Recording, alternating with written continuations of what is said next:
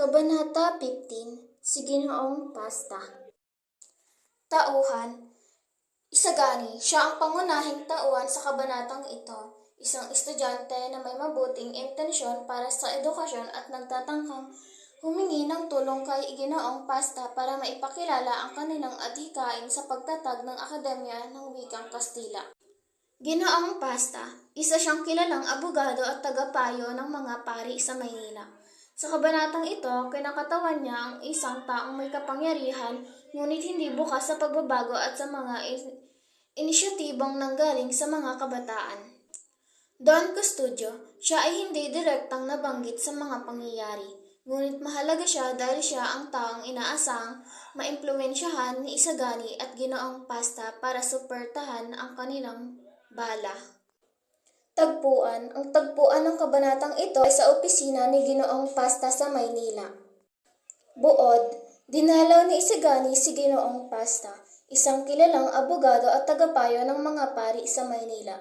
Sa kanyang opisina, layon niyang hilingin ang tulong ni Ginoong Pasta upang maimpluwensyahan si Don Custodio na suportahan ang kanilang balak. Inilahad ni Isagani kay Ginoong Pasta ang kanilang adhikain tungkol sa pagtatag ng isang akademya ng Wikang Kastila. Bagamat nakikinig si Ginoong Pasta, tila wala siyang interes sa mga sinasabi ni Isagani. Samantala, sinusubukan naman ni Isagani na malaman ang reaksyon ng abogado sa kanyang mga sinasabi. Subalit, nabigo si Isagani sa kanyang layunin dahil ipinasya ni Ginoong Pasta na huwag makialam sa usapin dahil sa sensitibo nitong kalikasan. Ayon sa kanya, mas mainam na hayaan na lamang ang gobyerno na kumilos sa ganitong mga bagay. Aral, sa kabanatang ito ipinapakita ang pagiging mapagkumbaba at determinado ni Isagani na matupad ang kanilang mithiin. Gayunpaman, ipinakita rin sa kabanata ang realidad na may mga tao na natatakot sa pagbabago dahil sa takot sa mga posibleng kahinatnan nito.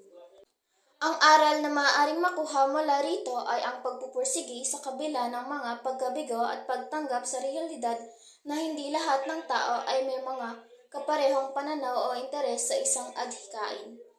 Sa ganitong mga pagkakataon, mahalaga ang pagiging handa sa mga pagsubok at pagpapatuloy ng laban para sa paniniwala.